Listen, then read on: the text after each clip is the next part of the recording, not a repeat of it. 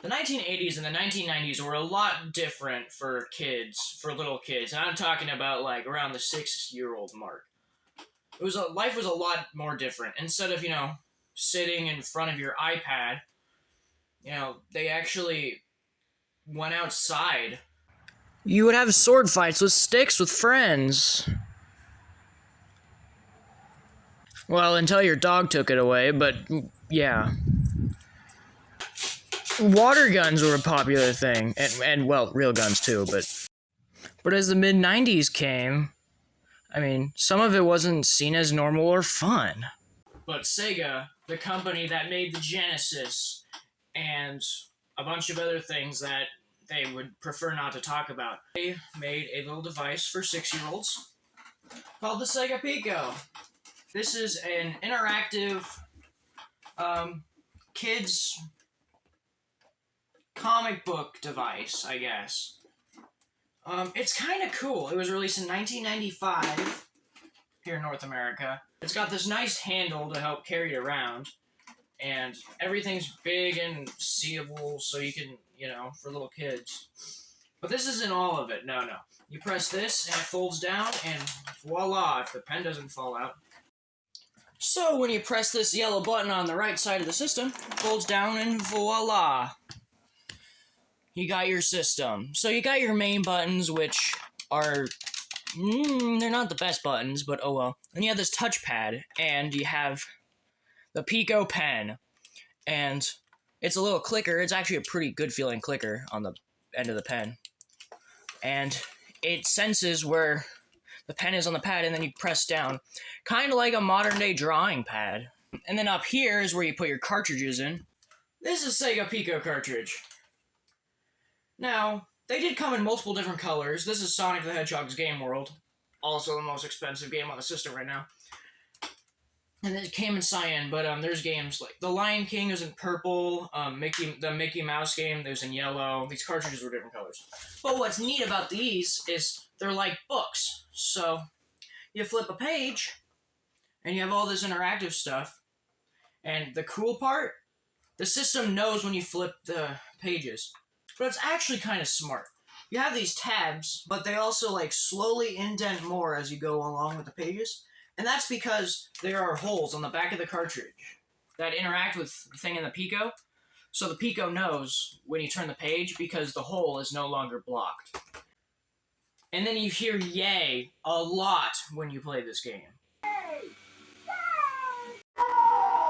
Let's put into perspective how big this cartridge is. Because it might not look very big on camera. But this is a normal Nintendo Entertainment System cartridge. There's a big difference. And it makes sense because this is for little kids. But, wow, it is weird having a big-ass cartridge. You would get your cartridge, and you would just put it in at an angle, and then you would push it back. And then when you're done playing the game, you can just press this button, and it kind of flings the cartridge out. It's kind of funny.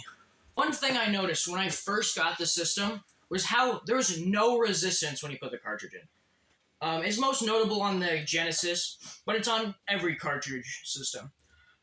You'll have to push a little bit with your strength to get the cartridge in all the way, right? So if you're putting a Genesis game in, it takes a little bit of work than just putting it in to get the game to work. The Pico has no resistance.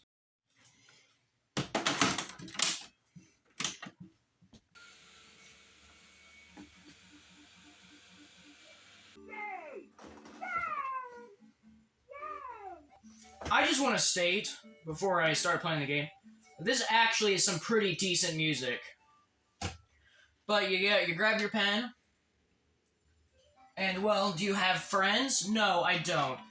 Let alone friends that want to play this shit with me. So, one player. And easy.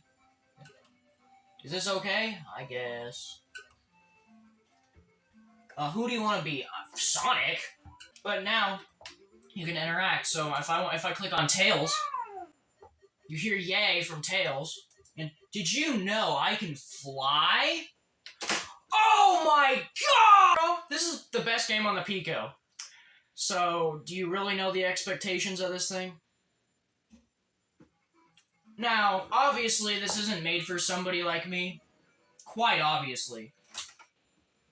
It's made for somebody way younger than I am.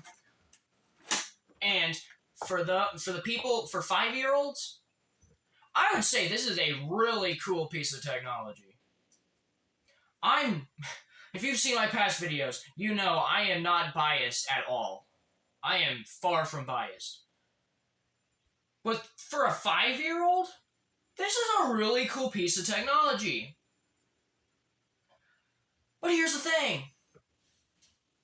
This thing was expensive when it came out. Like, expensive. And then, on top of that, it came with no games. If I remember correctly, it was $180 at launch, if I remember correctly. It might have been $280, which is just absurd. It didn't have no games with it, which you need games to play this thing. Guess how much the games were a piece? You go to a store and you spend $50 on a Pico game. There's a reason this thing flopped here.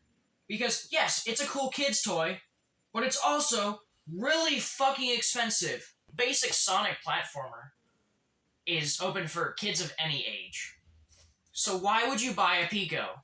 It's a cool piece of gaming history, but it's not worth coming back to.